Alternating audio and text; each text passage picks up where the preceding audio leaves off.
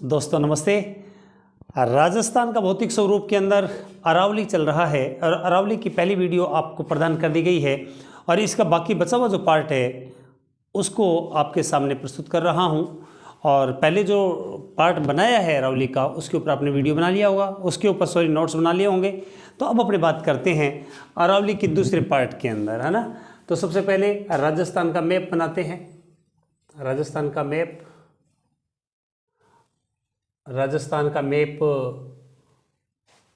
आप सांकेतिक मैप बनाना सीख जाओ। गिलहरी जैसी आकृति का भरतपुर है यहाँ पर। और फिर उसके बाद इस क्षेत्र में आ जाएंगे तो हड़ौती क्षेत्र आ जाएगा। ये हड़ौती क्षेत्र के बाद में ये दक्षिणी आ जाएगा। उसके बाद में इसको थोड़ा सा ऊंचा बना लेते हैं। इसको थोड़ा सा ऊंचा, अपने पास में जगह भी मौजूद है यहाँ पर। और ये जैसलमेर का एरिया, जैसलमेर के बाद ये दक्षिणी राजस्थान का एरिया, ये राजस्थान बन गया। राजस्थान का हिस्सा आ गया राजस्थान। और राजस्थान के अंदर जो अरावली का पार्ट है उसके ऊपर अपने बात, यहाँ से ये अरावली है। इसकी लंबाई, इसकी ऊंचाई, ये सब चीज़ें बता दी। अब मैं आपको बताने जा रहा हूँ अरावली की विशेषताएं। क्या बताने जा रहा हूँ? विशेषताएं। कर्नल टोड ने अरावली के सबसे ऊंचे चोटी गुरु शिखर को गुरुओं का शिखर कहा है। क्या बोला है? गुरुओं का शिखर। यदि प्रश्न आ जाए इसकी सबसे जो ऊंची चोटी है, क्योंकि पहाड़ तो चोटियों के लिए जाना जाता है। इसकी जो विशेषताओं के अंदर यदि अपने बात करें तो सबसे पहले क्या करता है, राजस्थान को दो भागों में बांटता है। कितने भागों में? राजस्थान को दो भौतिक प्रदेशों में। कितने? दो भौतिक प्रदेशों में बांटता है। दो भौतिक प्रदेशों में बांटता है। कैसे बांटता है? एक तरफ मरुस्थल, दूसरी तरफ मैदान, और उनके बीच के अंदर दीवार की तरह खड़े है। तो दो भागों में बांटता है, दो भौतिक प्रदेशों में बांटता है। दूसरी बात, ये जो अरावली है इसमें से बहुत सारी बरसाती नदियां निकलती है। क्या निकलती है? बरसाती नदियों। किसका? बरसाती नदियों का उद्गम स्थल। यानी कहने का मतलब है जो अरावली है बरसाती नदियों का उद्गम स्थल है। बहुत सारी नदियां जो है वो किधर जाती है? पूर्व की तरफ। कई नदियां हैं वो पश्चिम की तरफ जाती है। जैसे है लूनी है, अजमेर से निकलती है, ज्वाई है, निकलती है। यदि इस साइड में बात करें तो सोम नदी के बारे में बात करें, उसके बाद के अंदर बनास नदी की बात करें, ये इस साइड से निकलती है। उसके बाद में खनिजों का अजायब घर। किसका? खनिजों का अजायब घर। ये खनिजों का अजायब घर है अरावली। आपको पता है बहुत सारे खनिज निकलते हैं। राजस्थान की जो आर्थिक रीढ़ है उसका आधार स्तंभ है, राजस्थान की जो रीढ़ है उसकी आधार स्तंभ यही अरावली है, जिसमें से बहुत सारे खनिज निकलते हैं। उसके बाद में राजस्थान के अंदर जलवायु को प्रभावित करता है। किसको प्रभावित करता है? जलवायु को प्रभावित करता है। जैसे मानसून आता है तो मानसून इसके टकरा के और इधर पूर्वी क्षेत्र के अंदर बरसात होती है, तो जलवायु को प्रभावित करता है। उसके बाद में मरुस्थल को आगे बढ़ने से रोकता है। किसको? मरुस्थल को आगे बढ़ने से रोकता है। ये कैसे? ये देखो दीवार है ना, इधर से हवाएं चलेगी तो यहाँ पर अजमेर के अंदर जो नागपहाड़ी है वहाँ पर अवरोधी बालू का स्तूप बने हुए हैं। उसके बाद के अंदर इधर आप जाओगे खंडेला की पहाड़ियाँ सीकर के अंदर, वहाँ पर अवरोधी बालू का स्तूप है। जयपुर के अंदर जो बैराट की पहाड़ियाँ वहाँ पर अवरोधी बालू का स्तूप है। तो मरुस्थल को आगे बढ़ने से ये रोकता है। और क्या काम करती है अरावली? राजस्थान की संस्कृति को सजोए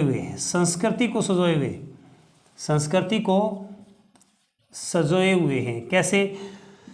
यहाँ पर अजमेर के अंदर किले हैं, मंदिर है, महल है। इस अरावली के अंदर राजसमंद के अंदर मंदिर महल हैं। उसके बाद में किले हैं।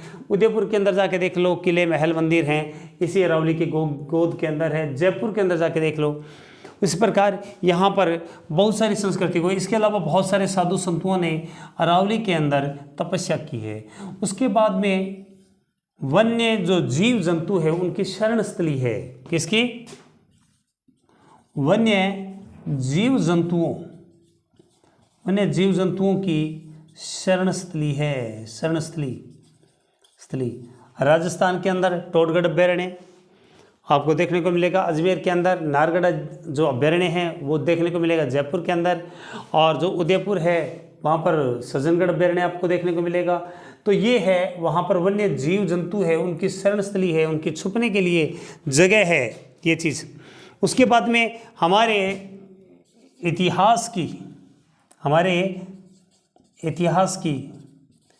की प्राकृतिक धरोहर है। क्या चीज़ है ये? प्राकृतिक धरोहर है हमारे पास। हम इस पर गर्व कर सकते हैं कि हमारे पास है ये अरावली जो है वो हमारे पास है। विश्व के अंदर यदि उत्तरी अमेरिका को छोड़ दें, वहाँ पर एक ऐसा प्राचीन पर्वत है जो मैंने पहले वीडियो के अंदर बताया था, अपलेशियन पर्वत श्रृंखला, तो बाकी हमारे पास में है। तो ये इसके क्या चीज़ है? ये इतनी सारी मुख्य विशेषताएं, और भी बहुत सारी विशेषताएं हैं, लेकिन ये मुख्य विशेषताएं हैं जो हमारे काम की है। इसके अलावा आपको जानकारी के लिए बता दूं, अरावली के ऊपर वर्तमान में क्या हो रहा है। इसकी जो तराई के अंदर, इसकी जो तराई है उसमें मक्के की खेती बहुत होती है। क्या होती है? मक्के की खेती खूब होती है।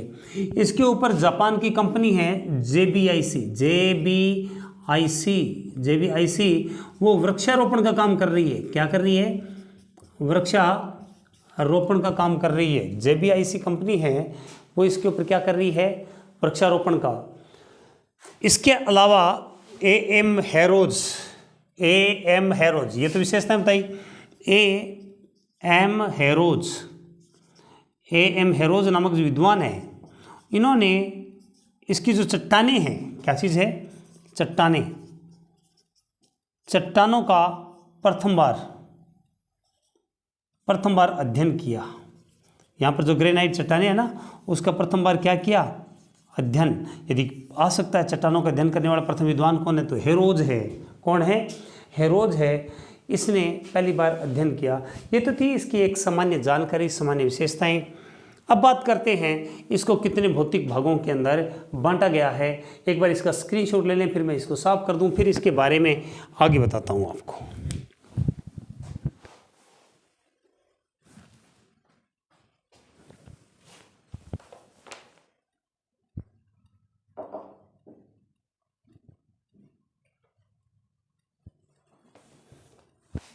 हाँ जी, तो स्क्रीनशॉट तो आपने ले लिया होगा। आगे बढ़ते हैं।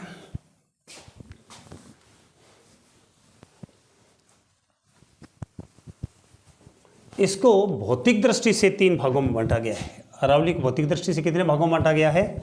3 भागों में बांटा गया है। और वो 3 भाग कौन कौन से हैं, इनके बारे में बात करते हैं।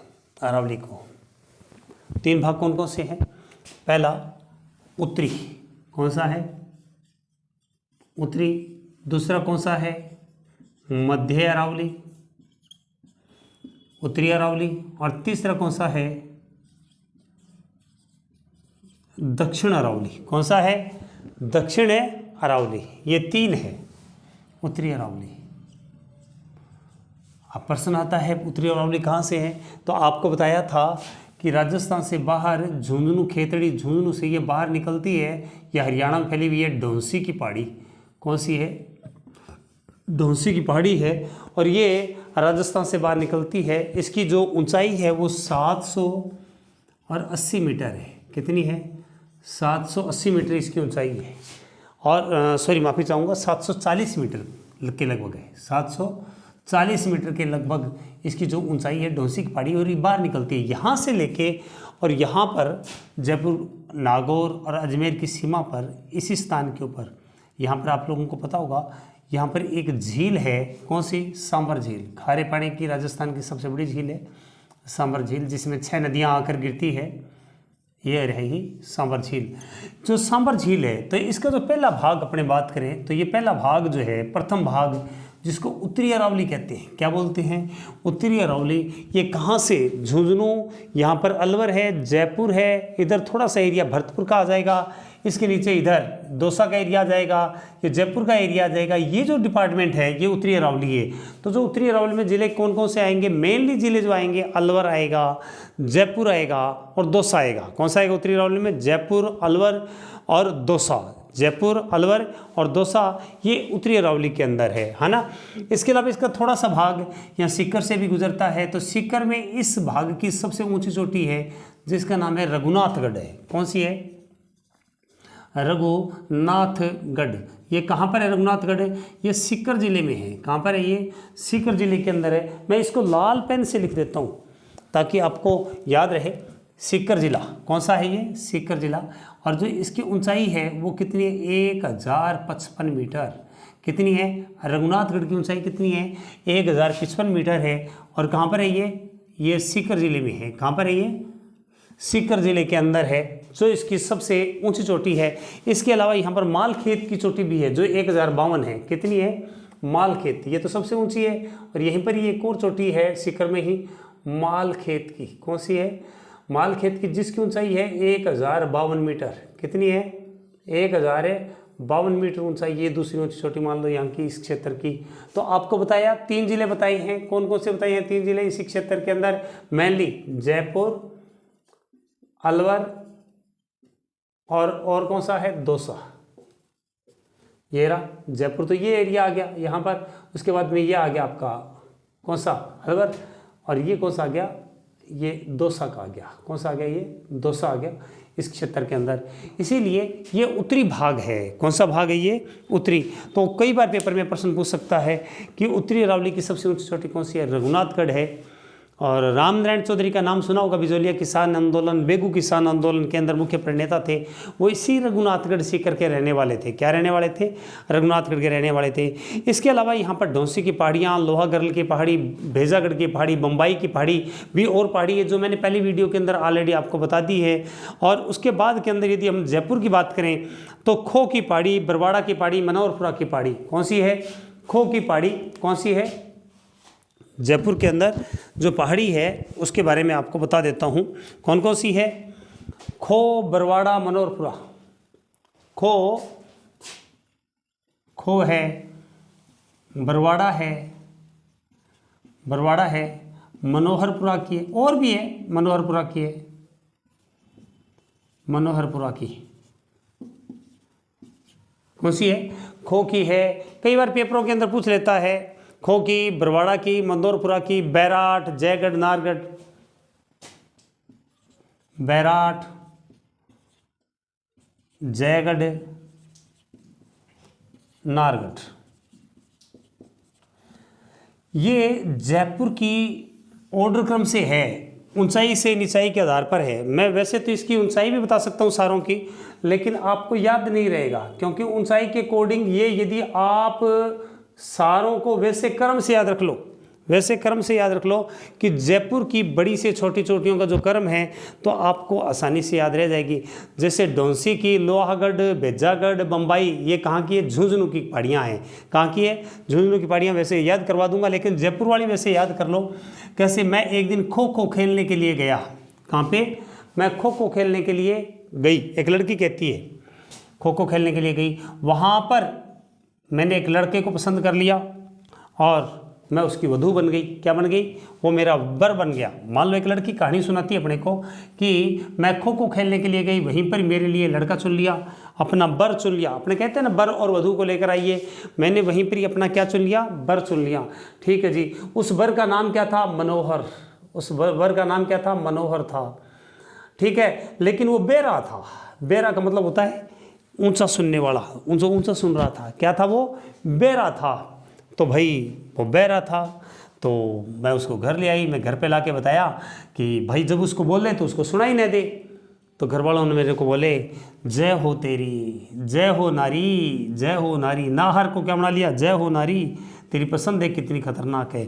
तो हमने पूछा, मेरे घर वालों ने पूछा कि तैने बेरे लड़के को क्यों चुना?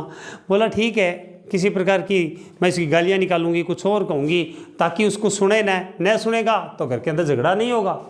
बाद के अंदर जब उसको इशारों में समझाऊंगी तेरे को बढ़िया ही कहा है, जो कुछ कहा है, तो उसको सुनेगा नहीं तो झगड़ा नहीं होगा। जयपुर की है। तो मैं खो खो खेलने गई, वहाँ से बर ढूंढ लाई। क्या ढूंढ लाई?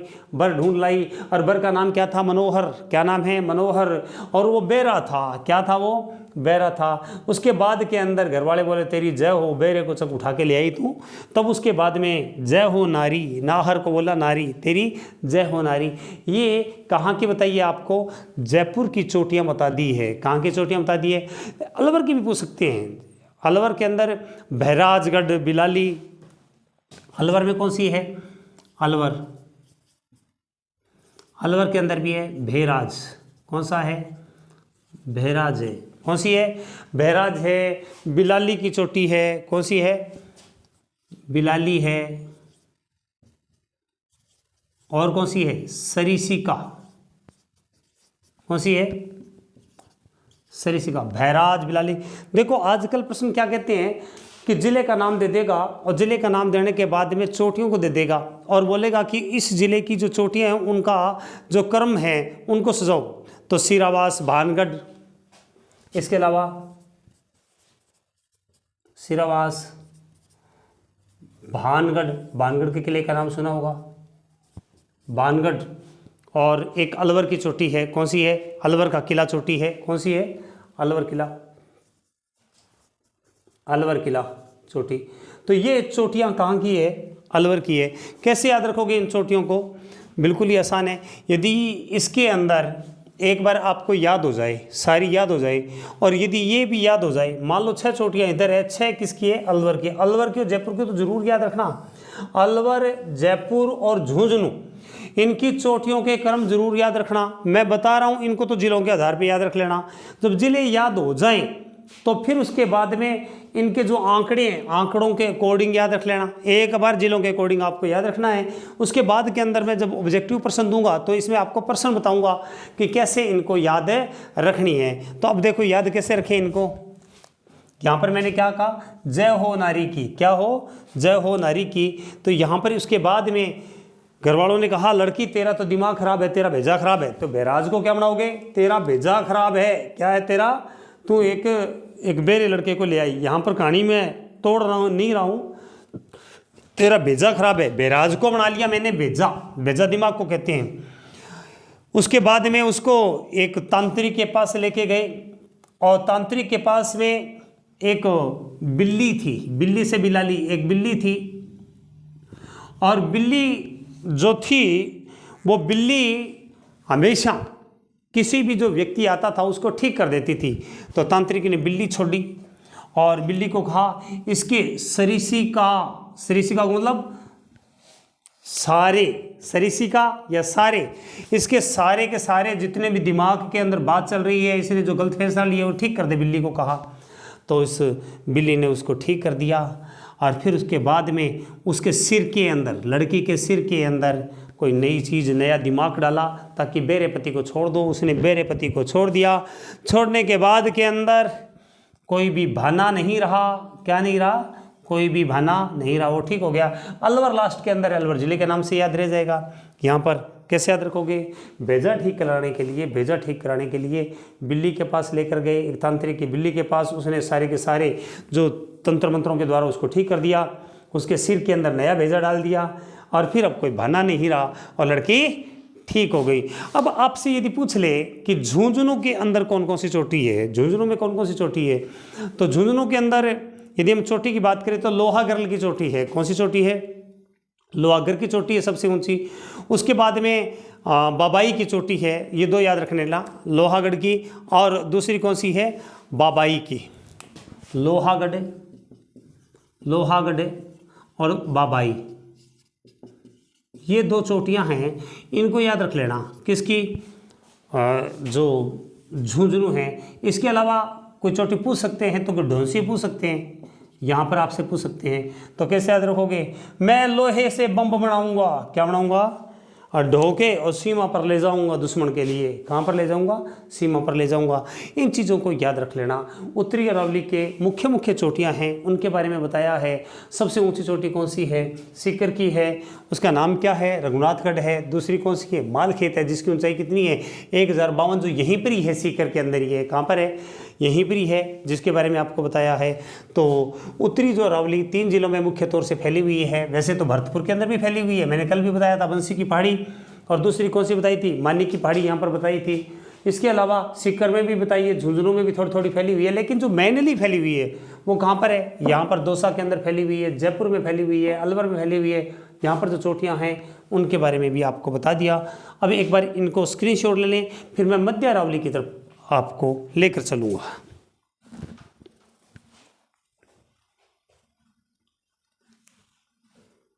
हाँ जी, अब बात करेंगे मध्य अरावली की। मध्य अरावली कहाँ से कहाँ तक है? मध्य अरावली सांबर से शुरू होती है दोस्तों। कहाँ से शुरू होती है? सांबर से शुरू होती है, और सांबर से शुरू होने के बाद में देवगढ़ तक जाती है। और देवगढ़ कहाँ पर है? देवगढ़ राजसमंद जिले के अंदर है। कहाँ पर है? राजसमंद जिले के अंदर है। कहाँ पर है? राजसमंद जिले के अंदर। उसके बारे में भी आपको बताने जा रहा हूँ यहाँ पर।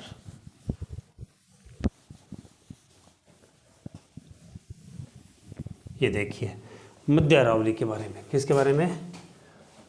ये दक्षिण और ये मध्य अरावली। मध्य अरावली कहाँ से शुरू होगी? सांबर से। ये लो जी, सांबर है। और दूसरा स्थान कौन सा है? यहाँ पर राजसमंद जिले का है। कौन सा स्थान है? देवगढ़। कौन सा है? देवगढ़ है। तो ये कहाँ कहाँ पर होगी? तो एक तो अजमेर ज़िले में। कहाँ पर? एक राजसमंद जिले के अंदर, अजमेर ज़िले के अंदर। ये मध्य अरावली ज़्यादातर अधिकतर किस में फैली हुई है? अजमेर ज़िले में फैली हुई है। कोई भी पूछ ले आपसे कि अरावली सबसे कम कहाँ पर फैली हुई है, तो अजमेर ज़िला। और दूसरी बात ये पूछ ले कि मध्य अरावली ज़्यादातर कहाँ पर फैली हुई है? अजमेर ज़िले के अंदर फैली हुई है। किस में फैली हुई है? अजमेर ज़िले के अंदर फैली हुई है। और जो अजमेर ज़िले के अंदर इसकी सबसे ऊँची चोटी है वो टोटगढ़ तहसील के अंदर है। कौन सी है? टोटगढ़ तहसील में मराई जी की चोटी है। कौन सी है? मराई जी की। मराई जी की चोटी सबसे ऊँची है डॉक्टर सक्सेना के आधार पे। और कितनी ऊंची चोटी है? 933 मीटर ऊंची चोटी है। कई किताबों में 934 भी दी रहती है, लेकिन इसकी जो ऊंचाई है वो 933 मीटर है। इसको गोहराम जी की चोटी भी बोलते हैं। गोहराम जी, मराई जी या गोहराम जी भी बोलते हैं। टोटगढ़ तहसील के अंदर है। इसे आपको याद रखनी चाहिए, कई बार पेपर के अंदर पूछा है। इसके अलावा तारागढ़ और नाग पहाड़ी जो है वो भी इसकी दी हुई है। कौन सी? तारागढ़ और नाग पहाड़ी। कौन सी है? नाग पहाड़ी। वो भी चोटियां हैं। तो इन 3 चोटियों को अजमेर के अंदर याद रखना चाहिए। 870 जो मीटर है वो तो तारागढ़ की ऊंचाई है, और 795 मीटर है नाग पहाड़ी की है। 795। और जो तारागढ़ की है वो 870 मीटर है। कितनी है? 870 मीटर है। तो इन तीनों को आप याद रखनी है। अजमेर ज़िले के अंदर है। कहाँ पे है? कैसे याद रखोगे? मरा हुआ आदमी तारे नहीं देख सकता। मरा हुआ आदमी तारे नहीं देख सकता। उस मरे हुए आदमी को काला नाग उठा के ले जाता है। कौन उठा के ले जाता है? यह आज सुबह घटना घटी। आज सुबह घटना घटी। ये मध्य अरावली की बात है। मध्य अरावली अजमेर ज़िले में है, सबसे कम फैली हुई है। और जो तीसरी है कौन सी है? दक्षिण अरावली। कौन सी है? ये दक्षिण अरावली है। और दक्षिण अरावली कहाँ से है? देवगढ़ से शुरू होती है राजसमंद के, और कहाँ तक जाती है? माउंट आबू तक। कहाँ तक जाती है ये? माउंट आबू तक। आबू कहाँ पर है? सिरोही ज़िले के अंदर है। राजस्थान की जो सबसे ऊंची चोटी है वो कहाँ पर है? गुरु शिखर है। कहाँ पर है? गुरु शिखर है, यहीं पर ही है वो गुरु शिखर। आबू सिरोही ज़िले के अंदर है गुरु शिखर। कौन सा है? गुरु शिखर। ये सबसे ऊंची चोटी है राजस्थान की। इसकी लंबाई ऊंचाई है 1722 मीटर। इसमें गुरु दत्तात्रेय जी का एक मंदिर बना हुआ है जिसमें खड़ाऊ रखी हुई है। इसके ऊपर मंदिर है, शायद उसकी ऊंचाई 5 मीटर है, इसीलिए कई किताबों वाले 1727 मीटर कर देते हैं। लेकिन इसकी जो वास्तविक ऊंचाई है वो कितनी है? 1722 मीटर ऊंची है। इसी क्षेत्र के अंदर और भी चोटी है। कौन कौन सी है? गुरु शिखर है, दूसरे का नाम है शेर है, तीसरे का नाम गुरुजी शिखर पर बैठे थे, उनके पास में शेर आया और शेर आकर बोला मैं तुम्हारा दिल खाऊंगा। तो दिलवाड़ा। क्या खाएंगे? मैं तुम्हारा दिल खाऊंगा। क्या खाऊंगा जी? मैं तुम्हारा दिल खाऊंगा। तो गुरुजी ने क्या मारा? जग मारा। क्या मारा? जग से जरगा। जग से जरगा। यहाँ पर जग मारा गुरुजी ने। और जैसे ही जग मारा तो जो शेर था वो चला गया। चलने से अचलगढ़। चलने से अचलगढ़। 1 2 3 4 और 5, ये 5 चोटियाँ होंगी। क्या होगी? ये 5 चोटियाँ होंगी। यहाँ पर गुरु शिखर की ऊंचाई आपको बताई दी कितनी है, 1722 है। और दूसरी जो शेर है उसकी जो ऊंचाई है वो 1597 मीटर है। कितनी है? मेरे शेर अब सत्ता में आएंगे, मेरे शेर सत्ता में नवे हैं। 1597 मीटर है। कितनी है? 1597 है। और दिलवाड़ा की जो ऊंचाई है वो 1442 मीटर है। कितनी है? 1442 मीटर है, 1442। और जरगा की ऊंचाई है 1431 मीटर और अचलगढ़ की है 1380 मीटर। यहाँ से कई बार इनकी आंकड़े भी पूछ लेता है, इसीलिए बता दिया। एक दिन गुरुजी शिखर पर बैठे थे। कौन बैठे थे गुरुजी शिखर पर? उनके पास में शेर आया और शेर आकर बोला कि मैं तुम्हारा दिल खाऊंगा। क्या खाऊंगा? मैं तुम्हारा दिल खाऊंगा, ऐसे बोला। तो ऐसे बोलते उसके जग मारा। गुरुजी ने क्या मारा? जग है, जग। आगे वाला और लास्ट वाला जो अक्षर है जग है, तो जग मारा। जग मारते ही वो चला गया। चलने से अचलगढ़। कौन चला गया? वो बंदा चला गया। और उसके बाद में जाने के बाद के अंदर गुरुजी आनंद से रहे। अब देखो यहाँ पर गुरु शिखर की 1722 शेर किए हैं 1597। 97 को बोलो, 7 में 99 हमारे शेर 7 में 99 है। 97 42 को आज के बाद में बोलना है बाली, कानों वाली बाली। मेरा दिल भी करता है बाली पहनने का। 31 को बोलना है कत्थे का पत्ता। कत्थे का पत्ता होता है ना, उससे मैं जग को ढकूंगा। किसको ढकूंगा? जग को। 80 को बोलना है 80, हम 80 आज पढ़ा के चले जाएंगे। क्या करेंगे? चले जाएंगे। तो ये ऊंची चोटियां हैं किसकी? दक्षिणी अरावली की। और दक्षिणी अरावली कहाँ कहाँ पर फैला हुआ है आपको बता दूं जानकारी के लिए। एक तो सिरोही के अंदर, ये देखो सिरोही जिला आ गया। इधर कौन सा आ गया? उदयपुर जिला आ गया। ये कौन सा आ गया? इस साइड के अंदर ये आ गया राजसमंद जिला आ गया। कौन सा आ गया? राजसमंद। मुख्य तौर से 3 जिले हो गए। 3 जिले इधर हो गए, एक सेंटर में हो गए। तो मुख्य तौर से ये 7 जिलों में फैली हुई है। कितने जिलों में फैली हुई है? मुख्य तौर से यदि प्रश्न आ जाए, अरावली 7 जिलों में फैली हुई है। लेकिन अरावली योजना के बारे में पूछ ले तो अरावली योजना के अंतर्गत वो सारे जिले आ जाएंगे जहाँ जहाँ पर अरावली मौजूद है। टूटी फूटी रूप में वर्तमान के अंदर वो ख़त्म ना हो जाए, उसके ऊपर पेड़ पौधे लगा के और उनके ऊपर प्रतिबंध लगा के और प्रयास किया जा रहा है कि अरावली जो है उसको आगे ख़त्म होने से बचाया जा सके। आगे आप इसका स्क्रीनशॉट ले लें। फिर उसके बाद में इसकी बाकी बची हुई चीज़ें हैं, जो दर्रे हैं, उसके बारे में आपको बताने जा रहा हूं। हाँ जी, अरावली के अब दर्रों की बात करेंगे। किसकी बात करेंगे? अरावली के दर्रों की। दर्रे किसे कहते हैं भाई? किसी भी पहाड़ में से प्राकृतिक या कृत्रिम तौर से बनाए गए मार्ग को क्या बोलते हैं? दर्रे बोलते हैं। ईश्वर ने इनके बीच में से निकलने के लिए जगह छोड़ी है, बताई है, इसीलिए उनको क्या बोलते हैं? दर्रे बोले हैं। यदि किसी तहसील की बात करें तो अजमेर की ब्यावर तहसील में आपको सबसे ज़्यादा दर्रे देखने को मिलेंगे। आपको बता दूं कि जो दर्रे कौन से कहाँ पर है, किस प्रकार है, उनके बारे में। अब जैसे ऐसे दर्रे कैसे होते हैं इनके बारे में बात करें। जैसे ये सवाई माधोपुर जिला, इधर कौन सा है? इस साइड के अंदर यहाँ पर सवाई माधोपुर जिला है। और यहाँ पर एक दर्रा है। कौन सा दर्रा है? ऐसे ये दर्रा है, ऐसे केसलू का दर्रा। कौन सा है? केसलू का दर्रा। कहाँ पर है ये?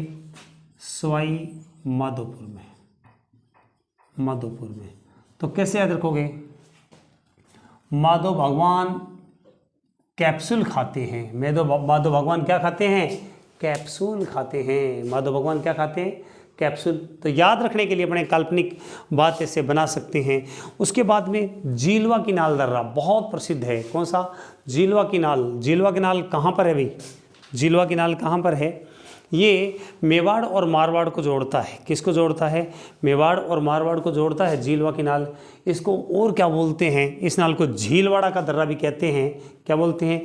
पगलिया का दर्रा भी कहते हैं। और कहाँ पर है ये झीलवा की नाल? राजसमंद जिले के अंदर है। कहाँ पर है? राजसमंद जिले में। राजसमंद जिले में यहाँ पर है, ऐसे, ये ऐसे हो गया। देखो इस साइड में तो मारवाड़ आ जाएगा। क्या आ जाएगा? ये लो जी मारवाड़, सॉरी मेवाड़। इधर क्या आ जाएगा? मेवाड़ आ जाएगा। और यहाँ पर क्या आ जाएगा? मारवाड़ आ जाएगा। और दर्रे का नाम क्या है? झीलवा। कौन सा है? झीलवा की नाल।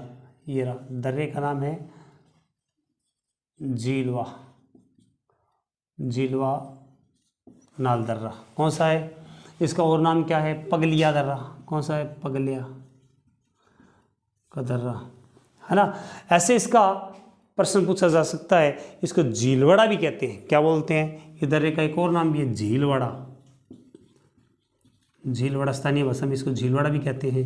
झीलवड़ा का तो याद कैसे रखोगे? ये राजसमंद जिले के अंदर है। कहाँ पर है? राजसमंद जिले के अंदर है। कहाँ पर है? तो कैसे याद रखोगे? मेरे जिले के अंदर तो राजा महाराजा रहते हैं। कौन रहते हैं? मेरे जिले में कौन रहते हैं? राजा महाराजा रहते हैं। कौन रहते हैं? अब मैं आपको बताने जा रहा हूँ। ब्यावर तहसील है अजमेर में। कहाँ पर है? ब्यावर तहसील है। कहाँ पे है? अजमेर के अंदर। और अजमेर में कौन से दर्रे हैं? तो यहाँ पर है एक दर्रा तो है बार परवेरिया। कौन सा है? बार परवेरिया का दर्रा, बार परवेरिया। हाथी पट्टा दर्रा। कौन सा है? हाथी पट्टा दर्रा, बार परवेरिया, हाथी पट्टा। उसके बाद में है शिव घाट दर्रा, शिव घाट दर्रा। और कौन सा है? सूरा घाट दर्रा, सूरा घाट दर्रा। और ये कहाँ पर है? ब्यावर के अंदर है। अब देखो याद कैसे रखोगे? एक बार मैं और मेरा परिवार, एक बार मैं और मेरा परिवार हाथी पर बैठ के, किस पर बैठ के? हाथी पर बैठ के शिव जी के मंदिर जा रहे थे। देखो मान लो कि हमने ये हाथी बना लिया, ठीक है। उस पर मैं और मेरा पूरा परिवार हाथी पर बैठ के शिव जी के मंदिर जा रहे थे। कहाँ पर जा रहे थे? शिव जी के मंदिर। और रास्ते के अंदर जो हाथी था वो रुक गया। तो मैंने मावत को पूछा भी हाथी रुक क्यों गया? बोला रास्ते के अंदर सूर और सूरी का ब्याह का प्रोग्राम चल रहा है। ब्याह का यानी कि शादी का प्रोग्राम चल रहा है, इसलिए ये भी जानवर है और जो सूर है वो भी जानवर है, इसलिए एक जानवर दूसरे जानवर का प्रोग्राम देखने के लिए रुक गया है। मैंने कहा कोई बात नहीं। तो बार परवेरिया, हाथी पट्टा दर्रा, शिव घाट दर्रा, सूरा घाट दर्रा। कौन सा है? सूरा घाट दर्रा। तो जो हाथी गुडा दर्रा है, जैसे हाथी पट्टा दर्रा, इसे हाथी गुडा दर्रा कहते हैं। इसी दर्रे में से 76 नंबर राष्ट्रीय राजमार्ग गुजरता है। कौन सा गुजरता है? 76 राजमार्ग जो है वो इसमें से गुजरता है। किसे? हाथी पट्टा या हाथी गुड्डा भी कई जगह पर लिखा रहता है। कौन सा रहता है? हाथी गुड्डा। और कौन सा राजमार्ग इसमें से निकलता है? 76। कौन सा? 76 नंबर राजमार्ग निकलता है। कौन सा निकलता है? बहुत इंपॉर्टेंट है। उसके बाद में जो मेवाड़ और मारवाड़, मेवाड़ और मारवाड़, मेवाड़ के अजमेर को जो जोड़ता है वो शिव घाट दर्रा है, वो जोड़ता है। कौन सा है? मेवाड़ को अजमेर से जो जोड़ता है। किससे? मेवाड़ को अजमेर से। आपको पता है ये तो मेवाड़ है और ऊपर कौन सा है? यहाँ पर यदि हम जाएं तो इस साइड में यहाँ पर अजमेर है। यहाँ पर क्या चीज़ है? यदि हम ऊपर जाएं तो यहाँ पर अजमेर है। तो अजमेर को जोड़ता है। किसको जोड़ता है? यहाँ पर अजमेर को जोड़ता है। कौन है? मेवाड़। और इस दर्रे का नाम क्या है वो आपको बता दिया है, शिव घाट दर्रा। कौन सा दर्रा है? जो शिव घाट दर्रा है वो जोड़ता है। किस किस को जोड़ता है? मेवाड़ से अजमेर को जोड़ता है। किसको जोड़ता है? मेवाड़ से अजमेर को। उसके बाद में सोमेश्वर के नाल दर्रा है एक। कौन सा है दर्रा? सोमेश्वर नाल दर्रा, सोमेश्वर नाल दर्रा। ये बिल्कुल कुंभलगढ़ के किले के पास है। किसके पास है? कुंभलगढ़ के किले है ना, कुंभलगढ़ के किले के पास में है सोमेश्वर नाल दर्रा। तो है तो ये वैसे सोमेश्वर नाल दर्रा उदयपुर के अंदर पड़ता है। किस में पड़ता है? ये उदयपुर ज़िले के अंदर पड़ता है। आधा हिस्सा इसके अंदर उदयपुर में पड़ता है इसका सोमेश्वर नाल दर्रा। उसके बाद में जो बर दर्रा है, कौन सा दर्रा है? बर दर्रा। ये कहाँ पर है? पाली के अंदर है। यहाँ पर एक और दर्रा भी है, देसूरी नाल दर्रा। कौन सा है? देसूरी नाल दर्रा। ये भी कहाँ पर है? पाली के अंदर है। जो बर दर्रा है, बर दर्रे की खास बात ये है कि इसमें से 14 नंबर राष्ट्रीय राजमार्ग गुजरता है। कौन सा गुजरता है? बर दर्रे में से 14 नंबर राष्ट्रीय राजमार्ग, 14 NH जो है वो गुजरता है। किस में से? बर दर्रे में से। तो पाली ज़िले के अंदर है। कौन से ज़िले में है? पाली ज़िले के अंदर है। एक बार इसको मैं साफ कर देता हूँ, बाकी जो दर्रे हैं वो फिर मैं बताता हूँ आपको। स्क्रीनशॉट ले लें। हाँ जी, अब आपको बताता हूँ अजमेर तहसील के दर्रे। किसके? अजमेर तहसील के दर्रे। इसके अलावा जो उदयपुर है, उदयपुर के दर्रे बताऊंगा आपको, और इसके अलावा बूंदी में भी दर्रे हैं, उसके बारे में अपने जिक्र करेंगे। कौन कौन से दर्रे हैं उनके बारे में बात करते हैं। अभी मैंने आपको सवाई माधोपुर बताया है, राजसमंद के बारे में बताया है, ब्यावर तहसील का बताया है। कौन सा बताया है? अब आपको बता रहा हूँ अजमेर तहसील के दर्रे किसके हैं। अजमेर तहसील के अंदर यहाँ पर एक तो पीपली का दर्रा, किसका है? पीपली का दर्रा। दूसरा कौन सा है? स्वरूपा घाट का दर्रा। ओद्वारी की नाल दर्रा। और कौन सा है? कूचवारी। कौन सी है? कूचवारी। ये अजमेर तहसील के दर्रे हैं। किसके हैं? अजमेर तहसील के दर्रे हैं। दोस्तों लिखना आसान है, लेकिन याद कैसे किया जाए, बहुत छोटी छोटी ट्रिक आपको बताता जा रहा हूँ, और उम्मीद करता हूँ कि ये ट्रिक्स आपको पसंद भी आएगी और आप इसको बता सकते हैं। कैसे? एक दिन की बात है, जो स्वरूप था, क्या था? स्वरूप एक लड़के का नाम है। आज सुबह, आज से अजमेर, वो पीपल के नीचे ओदी लगा रहा था। ओदी क्या होता है? बहुत सारे जो बच्चे ऐसे हैं जो बागड़ी जानते हैं उनको तो पता है ओदी क्या होता है। ये पीपल है। पीपल को खोदने के लिए ऐसे ज़मीन में खाई लगाने को ओदी कहते हैं। क्या बोलते हैं? ओदी। ओदी से ओदवारी। इतने में पुलिस आ गई, क्योंकि पुलिस को किसी ने बता दिया कि साहब पीपल के ओदी लगा रहा है एक आदमी। तो पुलिस मौके पर चली गई। पुलिस जाते ही और वो जो स्वरूप था वो वहाँ से कूच कर गया। क्या कर गया? वो कूच कर गया। इसीलिए कूचवारी के दर्रा। तो कैसे याद रखोगे? आज जो स्वरूप है वो पीपल के क्या लगा रहा था? ओदी लगा रहा था, और पुलिस को देखते ही वो वहाँ से कूच कर गया। क्या कर गया? कूच कर गया। ये कहाँ के दर्रे हो गए? अजमेर के दर्रे हो गए। अब मैं आपको बता रहा हूँ उदयपुर के दर्रे। कौन से हैं? उदयपुर के दर्रे। आप लोगों ने कई बार कुछ चीज़ें देखी होगी। हमारे बगल के अंदर ही एक बाग है, और बाग के अंदर मैं सोमवार के दिन फूल लाने के लिए गया।